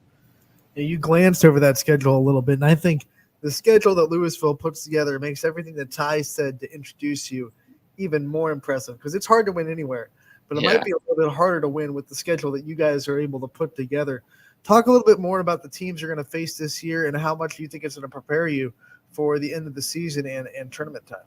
Yeah, going back to what he said at the beginning there about 2012, 2013, we were fortunate enough to have a number of MVC championships, but we kind of made a decision in the program that we wanted to push our kids to another level and play the best and out there that Lewisville could find. And through the years, we've played the St. Ignatius. We were fortunate enough to beat them at the buzzer a few years back. We played Spire when they had Rocket Watts and LaMelo and all them, and I think we basically had the lowest deficit for a lot. I think we ended up losing that by 10 to them at Spire. And then, of course, each and every year we play pretty much the whole Federal League schedule with a lot of good D1s and D2s as well. The Hobins, the Maslins, the Hoovers, Lake, so on and so forth. So we just like to challenge our kids, and they're getting used to what we do, and they expect to be in those games. And it really helps us when we get to the D2 tournament, and has really allowed us to have some success in that as well. Also, just want to shout out the site of LewisvilleLeopards.org. That does a great job of keeping up with the history of all Lewisville athletics. So you could check that out if you need to get anything on any kind of history, coaching records, whatever. But also looking at the seasons, and like I said, when you compile as many winning seasons consecutively as you do, Coach, there's obviously a great culture and a great rapport that you've built there. So talking about that, through your years of coaching, I believe 14 plus now, what does it mean to be a Leopard to you? And what do you hope it means for the boys to be a Leopard? Yeah, to be honest with you, I'm probably most proud of that exact statement. When I came in here, Lewisville basketball had their up years here and there. We had a 20-0 year back in 2000. We had a district championship in 92, 93, but it just always seemed to be kind of a roller coaster. So one of the things I wanted to do is be one of the premier teams in the county, no matter what division, and then also keep it at a high standard year in, year out. I don't want that traditional rebuild year. I wanted to make sure even when we were supposedly down that we still got that 13, 14 wins and we're competitive. And that's what we've been able to do. We go under the idea of the program. And that's basically means that, we care about, kindergarten through senior. And, this year we had 186 kids in our youth program. We have 9 travel teams. We have 3 middle school teams, freshman, JV, varsity. And, these young men know what it takes. We build everything on playing hard, being together, being a great teammate, and caring about those before you and carrying on that tradition and maybe adding your own little part to it. So it's been a nice run of about 8 or 9 years here, and we're looking to take that next step. We think that we have the young men and the coaching staff to do that, and we're looking to try to get down to Columbus here real soon. And when you've done it as long as you do and you have that sustained success, you kind of have to grow with the times a little bit. Kids change. Oh, absolutely. What kind of growth have you seen from yourself as a coach over the years since taking over the job from Lewisville? Yeah, it's a different world, obviously, right now than it was in, say 2006. And everything changes through time, and you have to kind of adapt to what's new out there. I can tell you one thing, I was not posting any social media back in 2005. And nowadays it's what's there, for recruiting and getting notoriety for your players and your program. It's what you do. Here we are on a Zoom call going through the season and just understanding your players, understanding where they're coming from, maybe understanding their struggles of their world. And I think that helps you relate. It's all about relationships, really. And it's your job as a coach to figure out how you build those relationships and keep growing those relationships to make yourself, kind of in their world and make yourself knowledgeable of what they're going through on a daily basis. We know one thing about basketball is you can't teach height. And I highlighted A.J. Ligenhole a lot in the football preview, too, for his ability to play tight end very well. But you highlighted him as well on the team. But talk to me a little bit about what that's going to mean playing these teams up and then going into the tournament when you have someone like Ligenhole who is kind of that paint force for you inside. And talk to me while you're saying that, highlight a little bit about what that offense is going to look like this year. Yeah, so we're blessed with a lot of height this year. There's no question. I mean, we have 6'7" AJ inside, who's very good on his feet. He's not a typical 6'7" guy that you think in the post. And then you go around the perimeter. You have 6'4", 6'4", 6'5", two wings, and Will Jancic and Tyler Bolden. You have a 6'3" point guard. You got in Hayden Nigro. You have a 6'3" shooter coming off the bench, and Garrett Gonzalez and Chase Mueller and Carter Dusky, 6'2", 6'3" off the bench.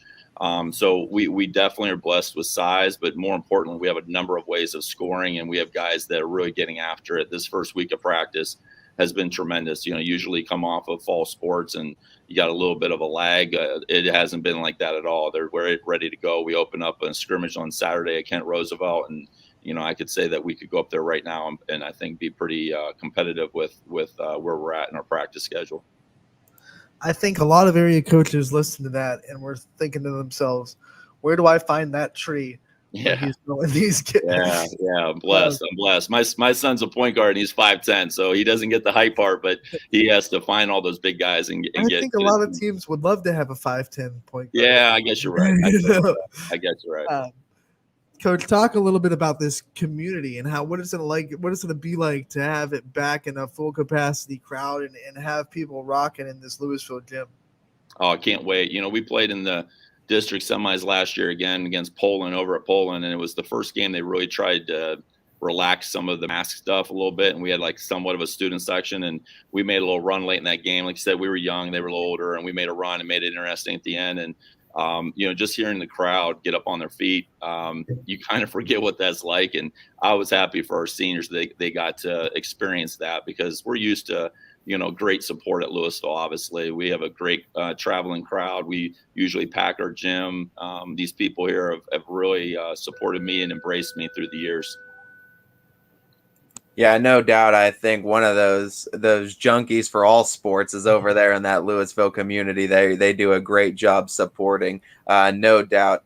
As coach, I mean, no doubt through a course of 184 wins with the possibility of 200 this season. I know hopefully we're looking ahead. But looking at it, you obviously need a great coaching staff around you throughout the years too. So I want to give you the chance to kind of highlight some of those guys on your staff too that are going to be helping you out along the way this season. Yeah, they're all Leopards, and that's a real blessing for me. They actually all played for me as well. So Owen Grimoire and Nick Schillig are my varsity assistants. Jacob Pukish was on that really good team of 39 wins for 2 straight years back in 15 and 16.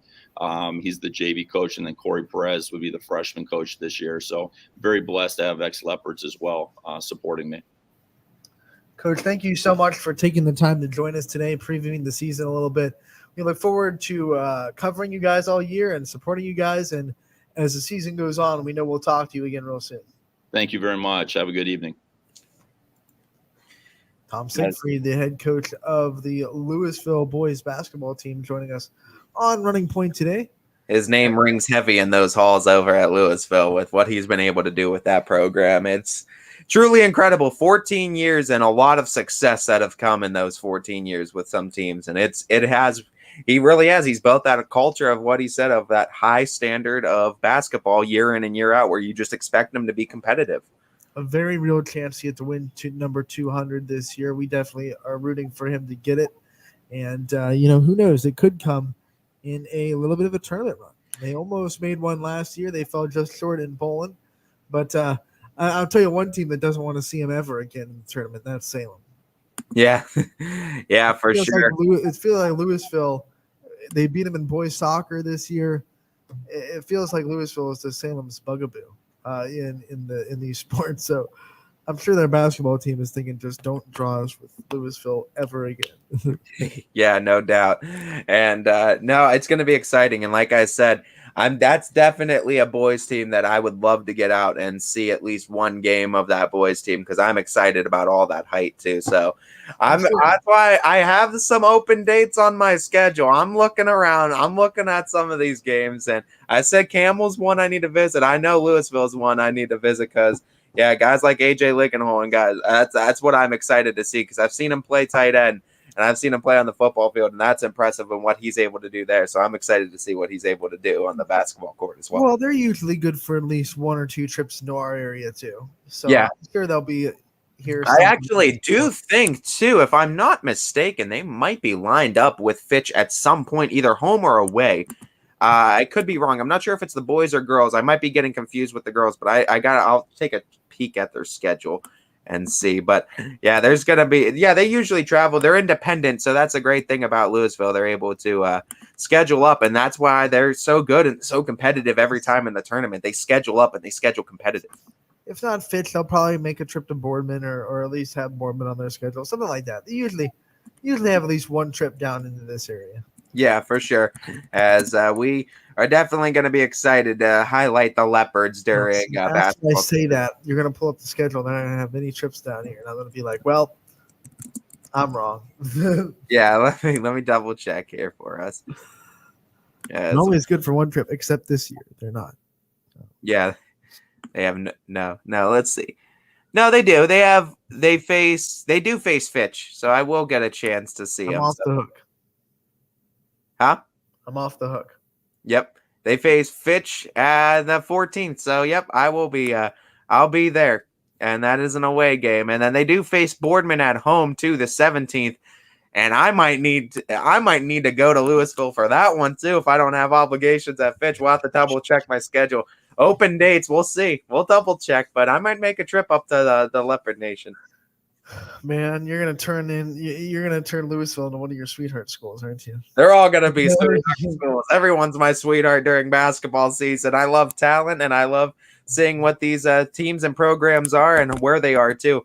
And no, I'm excited too, and that's why I'm also excited too to see Struthers, and I hope to see Struthers sometime this year too, just because I want to see these young players play. I'm excited to see the growth and development of these young teams over the course of the season. And I'm excited to see where these competitive teams, how competitive they're going to be this season. We're not done. We have Justin Rahim of Heartland Girls Basketball, the head coach, coming on at 1:45. We're going to take a quick timeout on Running Point, and we'll be right back with more on YSN Live. Running Point brought to you by Greenwood Chevrolet in Austintown. Every customer has a story, and at Greenwood Chevrolet, we are committed to making sure it ends with you in the right vehicle. I get to be part of somebody's adventure, whether it's buying a car for the first time, helping them get approved, or finding the perfect car for their budget. I'm proud that people trust me with their finances. They trust me to take care of them, and they trust me with their story. I'm Tracy, and I'm ready to go the extra mile for you, only at Greenwood Chevrolet. Working with your family can be stressful at times, but because they're family, you know that you're going to get a loving, honest answer, even when things don't make sense to any problem. Dealing with Medicare can be confusing and overwhelming. That's why here at Myers Family Insurance, we do our best to give you honest and caring answers to all of your questions. Family, like Medicare, isn't always perfect, but when you put others first, the results can be amazing. For all your Medicare needs, call Myers Family Insurance.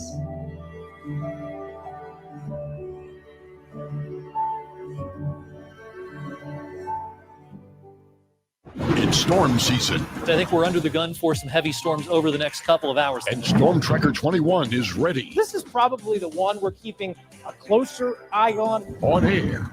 And locally, we're going to have a lot of eyes on our area. Online. All right, let's talk high-risk futurecast and the timing of this weather. On social media and on our app. Notice we'll have scattered showers on Thursday. Stay ready with Storm Tracker 21.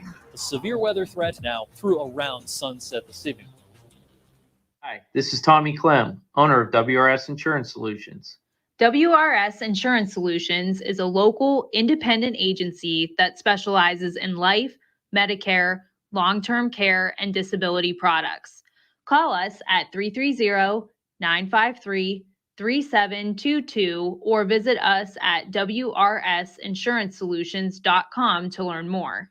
Good luck to all the student athletes in the Valley. Hi, I'm Colin Chupa. And I'm Kelsey Clem from K-Squared Marketing. Our boutique marketing firm specializes in media planning and buying, public relations, event marketing strategies, and strategic sponsorships. We can integrate our services with your existing game plan, or we can be your entire marketing team. Your goals, our game plan. Let's win together. Call K-Squared Marketing at 330-623-2730 or visit ksquared.marketing to learn more. Jimmy Sutton here, director of Isle, Purple Cat, and Golden String. We are happy to support YSN and two of my favorite people, Scotty Mincher and Super Dave O'Malley. We are an agency that provides services for adults with disabilities. We infuse humor, passion, and joy into their lives. If you know of any folks with disabilities that need our assistance, please contact us.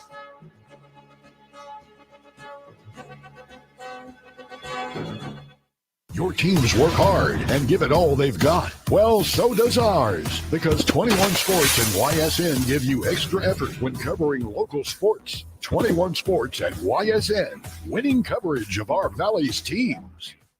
Planning a project around your home or rental property? Trust the electrical service to the local experts with 62 years of serving the Mahoning Valley. Joe Dickey Electric is your local go-to source for responsive, reliable residential electrical work. From everyday maintenance and repairs to new installations, electrical upgrades, and safety inspections, no job is too big or too small. Call Joe Dickey Electric today, 800-549-3976, or visit DickeyElectric.com. That's DickeyElectric.com. Dealing with Medicare can be confusing and overwhelming. That's why here at Myers Family Insurance, we do our best to give you honest and caring answers to all of your questions. Family, like Medicare, isn't always perfect, but when you put others first, the results can be amazing.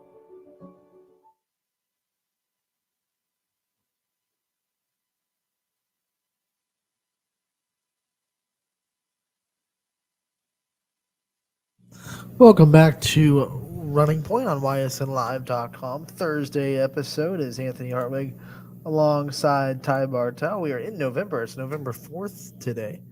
And man, the more we talk to these coaches, the more I can't believe that we are so close to basketball season and we're still trying to focus on wrapping up the fall season and getting these football teams their playoff due and getting some of these volleyball teams that are still playing their due. And we have one soccer team still playing in the YSN family. So it's a transition kind of time, and we're rolling with it so hard.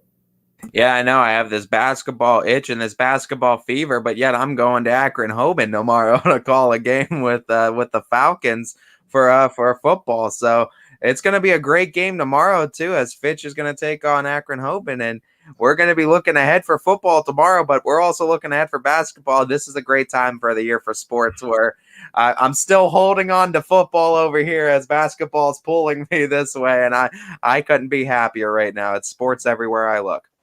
Justin Rahim, the head coach of the Heartland girls basketball team, going to be joining us at 1:45. Before we get to him, I want to just take the time for anyone that is just now tuning in and missed the top of the show to recap some of the scores of the regional semifinals boys soccer games last night. Crestview had a great night.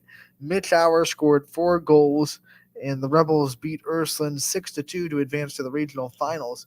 They will play Saturday against Kirtland. Site and time to be determined. But a big win for Crestview at Boardman High School. That was on ysnlive.com as well. Canfield lost to Revere 3-0 to end their season. We congratulate the Cardinals on an incredible year, and we definitely wish them the best of luck in whatever sport or activity they continue to do throughout their school year. And the Howland boys, a disappointing loss to Bay Village 2-0 against in Nordonia. And no back-to-back state championships for Howland, but still a very highly respected soccer team. And like Romo said back when we had him on, it was really highly contested. It was 1-0 for a long time. And with about 3 minutes to go in the second half, Bay scored their second goal to kind of really seal the deal. Yeah, no doubt. And unfortunate, but we still have the view up for us right now in soccer. And still some volleyball teams that are going pretty strong. So we still have some fall sports as well as football. Still some teams representing. Perfect segue into what is going to be on the network tonight. We have 2 volleyball regional semifinals on the docket. I will be in Barberton as Crestview tries to knock off the back-to-back state runner-up Independence Blue Devils, trying to get to a third straight state championship and get that elusive trophy that they've been missing the last 2 years. And DJ Yoakley is going to have the all YSN matchup down in Strongsville as Wellsville takes on Western Reserve in the regional semifinals over there in Strongsville. So we're guaranteed at least one YSN team to keep playing on Saturday. If the winner of that game will play Saturday at 5 o'clock, and we're trying to finagle it because DJ, of course, has to call South Range at 7. I will probably be at Strongsville for that game.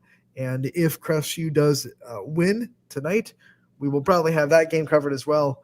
And we're looking probably DJ taking that game. It starts at 3. And I will take Wellsville. We'll just kind of flip-flop. And Wellsville, Western Reserve, whoever wins, I should say. And we'll flip-flop to those 2 games. Yeah, no doubt. And we'll have you coverage either way, as nowhere else to find it but the network here. Nowhere else to find it. We want to thank Columbiana Ford for sponsoring the Crestview game tonight from Barberton. And obviously the Wellsville faithful have been sponsoring the Wellsville tournament run. So they've been doing it the whole time. So we want to thank Columbiana Ford. We also want to thank NDC for helping us put on the soccer semifinal last night and getting Crestview's big win on ysnlive.com. Yeah, absolutely. And it was what a win it was, too, for Crestview as they move on, and another great night for Mitch Hour. Yeah, and he's going to be rocking on that Spirit bus to Barberton, I'm sure, as the Crestview Rebels volleyball team, his sister and mom, preparing to try to make a big run in the regional tournament. They've been there for this is their 3rd consecutive year going to regionals, trying to take that next step and win a game in Barberton. Yeah, absolutely. And this would be a huge game, too, and a huge win for Crestview, as should be exciting. When you look at it, the one glaring difference I can see between these 2 team stats, they're really pretty similar. I mean, both teams have a very balanced offense, multiple players with over 100 kills, Crestview with a couple over 200. The blocks that Abby Emch has brought to the Rebels this year, she has almost as many blocks herself. I think it's 85 to 88, somewhere around that one, that Independence has as a team. So I think the blocking will be an advantage that Crestview might have. And if Abby Emch shows up and does her job and executes at a high level, then we could see the net defense give Independence some problems. Yeah, no doubt. That should be an exciting matchup, as well as if that one, Battle of Undefeateds, like we said, needs no introduction. I love what Coach Howard said. See, all the respect to Independence, they're a good team, but Crestview's a good team too. And when two good teams go at it, anything can happen. So yeah, Crestview's not intimidated by Independence. They've seen them before. They played them 2 years ago in Barberton. They got to watch them last year against Kirtland in that regional semifinal before Crestview played. So they know exactly what Independence brings to the table. It's not going to be a surprise. They're not going to be shocked by the lights. You just have to go and execute their game plan. Hopefully that will end up being a win for Crestview. It would be. I think I wouldn't be overly dramatic in saying the biggest win in program history. Yeah, no doubt. And you know what? Like I said, I think they have the perfect mentality going into it, not afraid and not looking at Independence as superhuman. It's just another volleyball team, and you respect what they've done, but you've done some incredible things as well. So, and then may the best team win on tonight. You'll look at the other matchup that's going down in Strongsville between Wellsville and Western Reserve. This has been a rivalry in the tournaments for a while. They've met each other in districts. They've met each other in regionals before. This is a different looking Western Reserve team than fans are used to. You know, obviously for the last 4 years, it's been Danny Vuletich in the middle, giving people problems. This is different. You know, they do have Hannah Diaz in the middle. She's doing a very commendable job, but it's not middle function offense. Now their outsides are where that offense really tries to make their butter. And it's Lisa Eichert, it's Olivia Hughes, where these setters go. They run a 6-2 offense now. So Gianna Paris is splitting time with Baird setting the ball. So a lot of little different things in this Western Reserve team that fans aren't used to seeing and might make this matchup a little interesting, more interesting than past matchups in the tournament between Wellsville and Western Reserve. This is going to be an exciting matchup too. Guaranteed YSN team advancing, so this one should be fun. And by the way, do we have to mention how good Presley Stokes and Nickel and those Wellsville players are? They're going to be prepared. They've definitely been here before. So it's going to be a really fun matchup between the Tigers and the Devils. And like Ty said, we're guaranteed at least one team into the regional finals on Saturday. Yeah, no doubt. And we're going to see whoever has the most heart on tonight's going to come out on top. We'll see. Speaking of heart, we are joined by the Heartland girls basketball coach to wrap up the show. It is Justin Rahim, and he is joining us on Running Point. Coach, thank you so much for taking the time to join us. Yes, I'm excited. I'm excited to be here finally. Thank you. Coach, I think no doubt, looking at your team last year, I think record doesn't speak for how competitive they were in a majority of that matchups.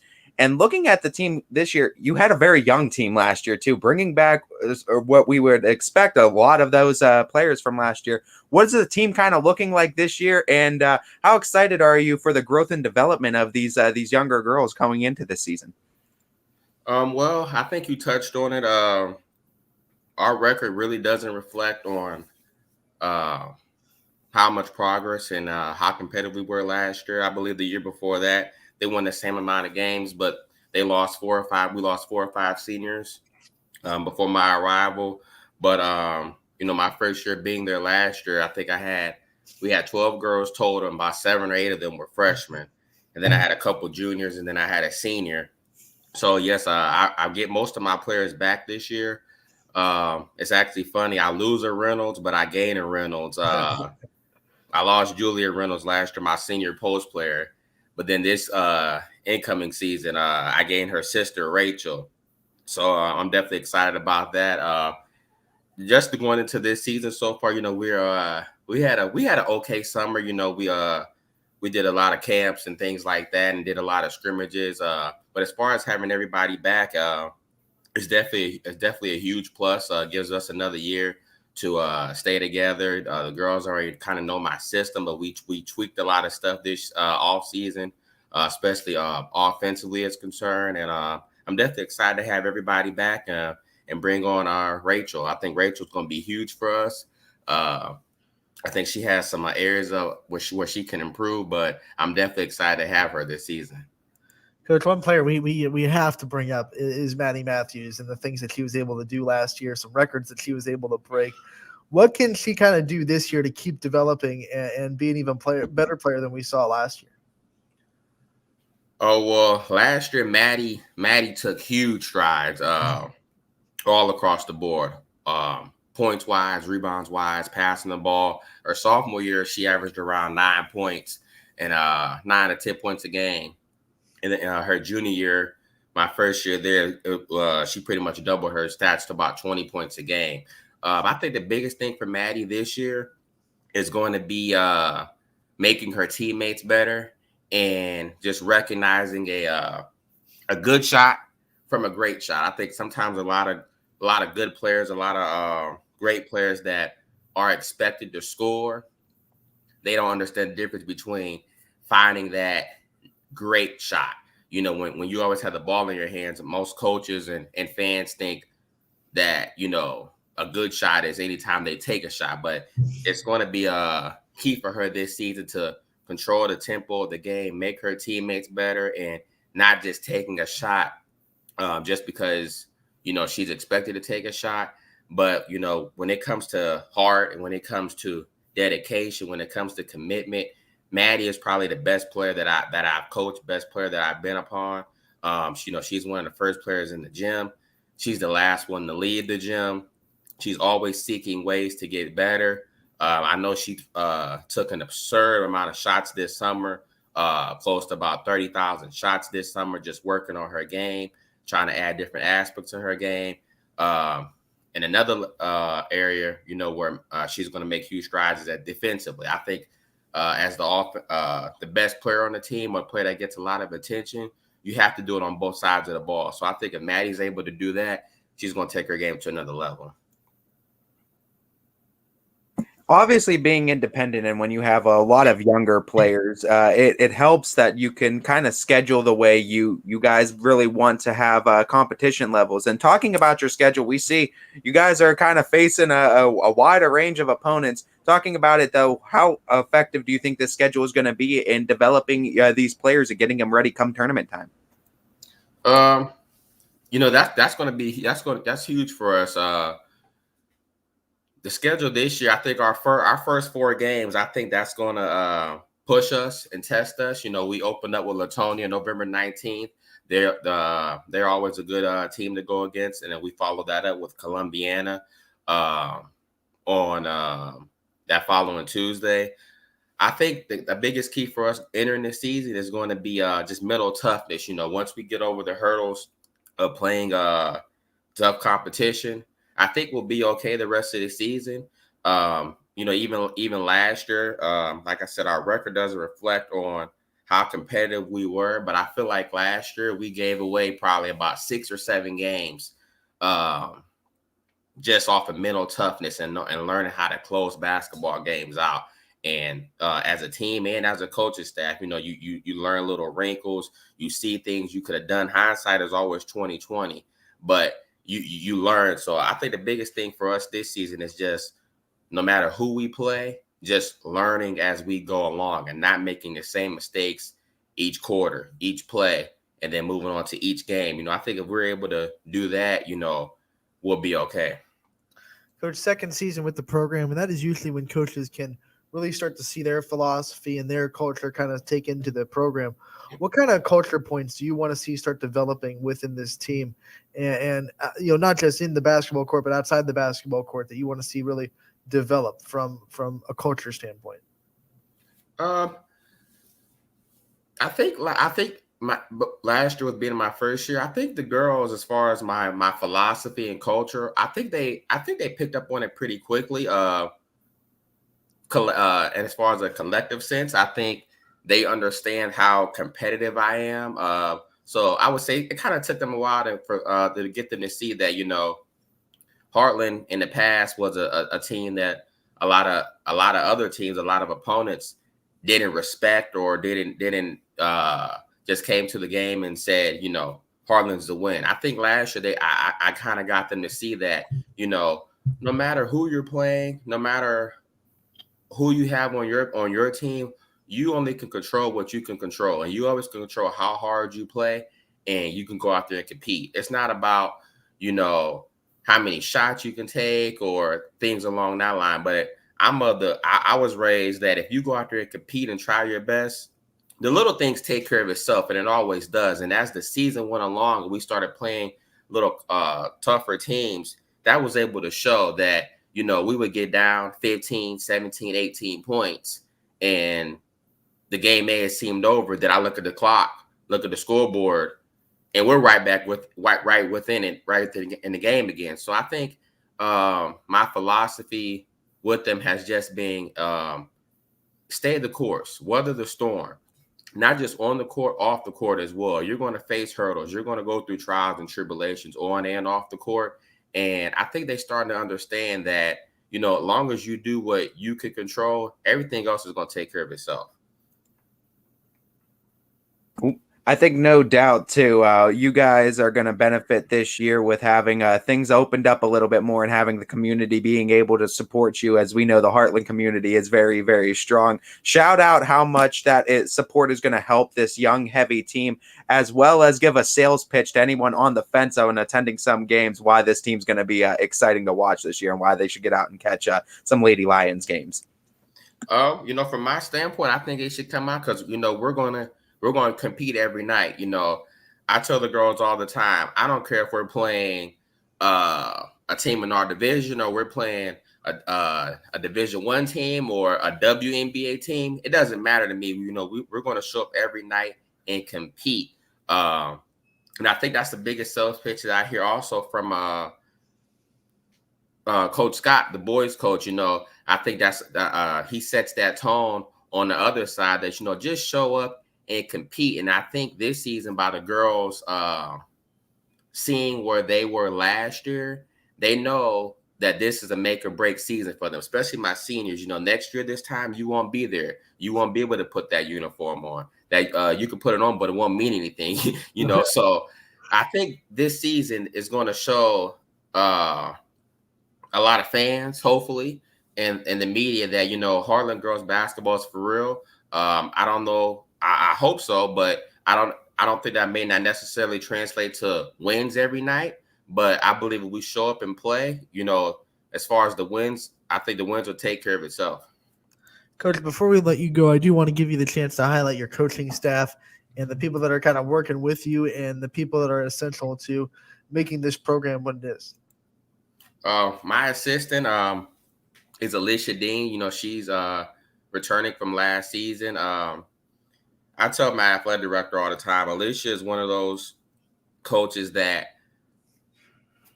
you just can't describe her. I mean, she does a lot of things behind the scenes that are fantastic to me. She's probably the best coach that I've ever coached with. As far as her basketball mind, she has a very bright basketball mind. As far as her competitive nature, I think I tell her all the time, me and her, we always see the same things, and it's crazy, you know. Even when we're going over things in practice that we want to correct. Once I stop or blow the whistle, whatever the case may be, we always look at each other because we always know whatever I say, she's going to say. So I just love how in tune me and her are. She's fantastic. You know, she's balancing going to school. She currently goes to YSU and trying to coach and work. So she has a lot going on right now. But, you know, I respect her tremendously. And I'm glad she's a part of my staff. Obviously, my athletic director, Mrs. Shields, she's a huge part of our team. You know, I always tell her, you know, she gave me a chance to have my first varsity gig, and I'm definitely blessed for her. And I reach out to a lot of different coaches. Obviously, Coach Scott, you know, he's been coaching for umpteen years, so I could reach out to him, and just a lot of different mentors that I reach out to. You know, I'm a young basketball coach, so it takes time. No matter how much you think you know the game, you always have to learn. You'd always have to learn. My mom always taught me that you got to crawl before you walk. So I always try to go out and seek information from other mentors, you know, coaches that's been doing it for a long time, and just try to pick their brain to see where I can improve at. Coach, I think we're all excited to see the development of your team this year and see them take that next step. And I think you got the right mentality for it. And I'm sure we're going to be talking to you again real soon. We love our coaches over there at Heartland. Yes, I'm definitely excited. I'm glad you were able to have me today. Thank you, Coach. We'll be talking to you again real soon. Thank you. Take it easy. That is Justin Rahim, the head coach of the Heartland girls basketball team, joining us. Man, what a conversation. Check, Coach Rahim. Check. I mean, we got you covered, Heartland, and I mean, two great coaches. And you see that culture, it kind of is bleeding over into both programs. And I think you love to see it when you have those minds all bouncing off of each other. I think you can collectively come up with some really, really great concepts. All right, we got to get out of here. Casual Sports Podcast coming up next from 2 to 3, Power Hour from 3 to 4, and then tonight, 2 volleyball regional semifinals. Crestview versus Independence from Barberton, and Wellsville versus Western Reserve from Strongsville. Crestview starting at 6, Wellsville, Western Reserve 7:30-ish. It depends. Completely free too, guys. Thanks to our wonderful partners and sponsors, Clemena Ford, sponsoring the Crestview game. So YSN has you covered. We'll be back tomorrow from 12 to 2. We're taking a 22-hour break, and we will see you tomorrow.